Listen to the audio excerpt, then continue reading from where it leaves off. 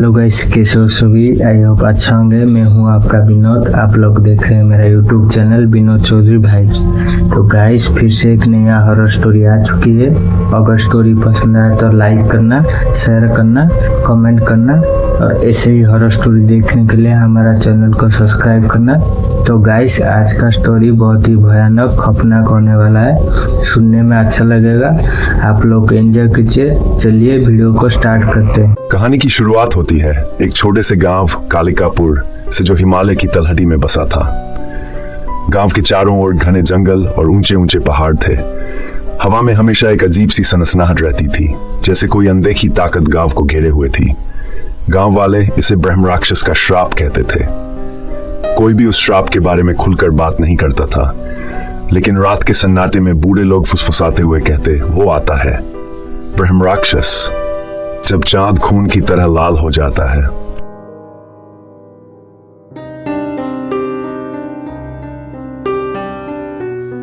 साल 2025 की सर्दियों की बात है।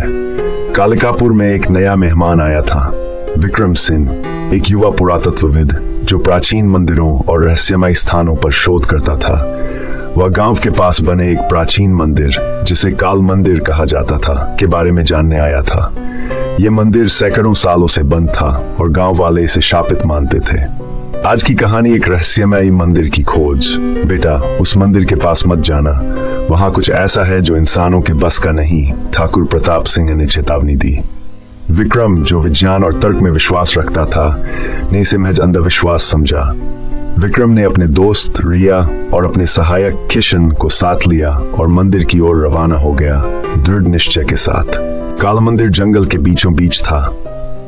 पत्थरों से बना यह मंदिर पुराना और जीर्ण शीर्ण था, लेकिन इसकी नक्काशी इतनी खूबसूरत थी कि देखने वाला मंत्रमुग्ध हो जाए। मंदिर के मुख्य द्वार पर एक विचित्र मूर्ति थी, एक प्राणी जिसके चेहरे पर मानव और राक्षस दोनों के लक्षण थे। उसकी आंखें ऐसी थीं जैसे वो जीवित हों। रिया ने उस मूर्ति की तस्वीर खींची, लेकिन उसकी कैमरे की स्क्रीन पर कुछ अजीब सा दिखा। मूर्ति की आंखें लाल हो रही थीं। ये क्या था? रिया ने डरते हुए पूछा। विक्रम ने हंसकर टाल दिया। शायद कैमरे की गड़बड़, विक्रम ने हंसते हुए कहा, लेकिन किशन का चेहरा पीला पड़ गया। साहब, ये ब्रह्म राक्षस की मूर्ति है, इसे छेड़ने की गलती मत कीजिए, किशन ने कांपते स्वर में चेतावनी दी। मंदिर के अंदर घुसते ही ठंडी हवा का एक झोंका आया। दीवारों पर प्राचीन लेख खुदे थे, जो किसी अज्ञात भाषा में थे। विक्रम ने अपने नोट्स में उन्हें उतारना शुरू किया। तभी फर्श पर कुछ बूंदें गिरी। रिया ने टॉर्च की रोशनी में देखा, वो खून की बूंदें थीं। ये कहां से आया? रिया ने दहशत में पूछा। विक्रम ने आसपास देखा, लेकिन कोई नहीं था। अचानक मंदिर के गर्भगृह से एक भयानक गुर्राट की आवाज आई। तीनों थिरक गए। किशन ने पीछे मुड़कर भागने की कोशिश की, लेकिन दरवाजा अपने आप बंद हो गया। अंधेरे में एक छाया दिखी, लंबी, डरावनी और मानव जैसी, लेकिन उसका शरीर धुंधला सा था। उसकी आंखें चमक रही थीं जैसे जलते हुए कोयले। तुमने मुझे जगाया, ब्रह्म राक्षस ने गहरी और भयावह आवाज में कहा। कौन हो तुम? विक्रम ने साहस के साथ पूछा।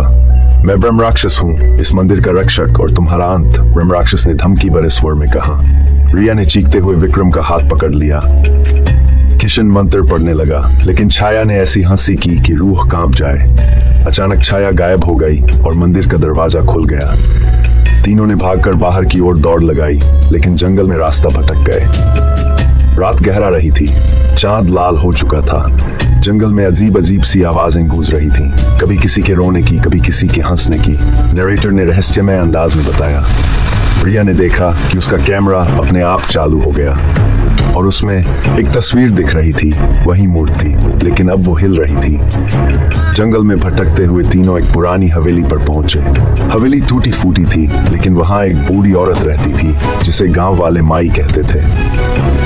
माई ने उन्हें अंदर बुलाया और ब्रह्म राक्षस का रहस्य बताया। सैकड़ों साल पहले काल मंदिर में एक ब्राह्मण ने तंत्र मंत्र की सिद्धि हासिल करने के लिए अपनी बेटी की बलि दे दी थी, लेकिन उसकी आत्मा ने श्राप दिया कि वो ब्राह्मण कभी मुक्ति नहीं पाएगा और ब्रह्म राक्षस बनकर मंदिर की रक्षा करेगा। जो भी मंदिर में प्रवेश करता है वो उसका शिकार बनता है। विक्रम एक प्राचीन मंदिर के गर्भगृह में खड़ा है जहां चारों ओर रहस्यमय चित्र और मूर्तियां हैं। क्या इस श्राप का कोई अंत नहीं? विक्रम ने पूछा खोजपूर्ण आवाज में। माई, एक बुद्धिमान वृद्धा, विक्रम के सामने प्रकट होती है। अंत है, लेकिन खतरनाक। तुम्हें मंदिर के गर्भगृह में रखा एक ताबीज ढूंढना होगा और उसे अग्नि में जलाना होगा। लेकिन सावधान, ब्रह्म राक्षस तुम्हें ऐसा करने से रोकेगा। माई ने गंभीर स्वर में कहा। विक्रम माई की चेतावनी सुनकर चिंतित हो जाता है। उसके चेहरे पर संकल्प का भाव उभरता है। विक्रम, रिया और किशन ने हिम्मत जुटाई और फिर से मंदिर की ओर बढ़े। इस बार वो तैयार थे। विक्रम ने अपने बैग में कुछ प्राचीन मंत्रों की किताबें रखी थी जो उसने पहले पढ़ी थी। रिया ने अपने कैमरे में मंत्रों की रिकॉर्डिंग की और किशन ने अपने साथ पवित्र जल लिया। मंदिर में घुसते ही ब्रह्म राक्षस प्रकट हुआ। उसकी शक्ति इतनी थी कि तूफान सा उठने लगा। रिया ने मंत्रों की रिकॉर्डिंग चलाई जिससे ब्रह्म राक्षस कमजोर होने लगा। विक्रम ने गर्भगृह में प्रवेश किया और ताबीज ढूंढ लिया, एक काला पत्थर जिसके अंदर जैसे कोई आत्मा कैद थी। लेकिन ब्रह्म राक्षस ने विक्रम पर हमला कर दिया। किशन ने पवित्र जल छिड़का और रिया ने मंत्रों को और तेज किया। आखिरकार विक्रम ने ताबीज को अग्नि में डाला। एक भयानक चीख गूंजी और ब्रह्म राक्षस धुंध बनकर हवा में गायब हो गया। तीनों किसी तरह गांव वापस लौटे। गांव वालों को यकीन नहीं हुआ कि श्राप खत्म हो गया, लेकिन मंदिर अब शांत था और उसकी दीवारों पर अब कोई खून की बूंदें नहीं थी। कुछ दिन बाद रिया ने अपने कैमरे की तस्वीरें चेक की। एक तस्वीर में उसे फिर वही मूर्ति दिखी, लेकिन इस बार उसकी आंखें बंद थीं। तभी एक हल्की सी फुसफुसाहट सुनाई दी। मैं अभी भी हूं। क्या ब्रह्म राक्षस सचमुच खत्म हो गया था या वो सिर्फ सो रहा था? ये रहस्य काल मंदिर की दीवारों में हमेशा के लिए दफन हो गया। गाइस, स्टोरी यहीं पे खत्म होती है। अगर स्टोरी पसंद आए तो लाइक करना, शेयर करना, कमेंट करना और ऐसे ही हर स्टोरी देखने के लिए हमारे चैनल को सब्सक्राइब करना। अगर इस स्टोरी का पार्ट 2 देखना है, नीचे कमेंट में पार्ट 2 कमेंट करो और इसका पार्ट 2 जल्दी आएगा और भी ज़्यादा खौफनाक भयानक होगा, आपको सुनने में अच्छा लगेगा। तो चलिए यहीं पे वीडियो ख़त्म करते हैं।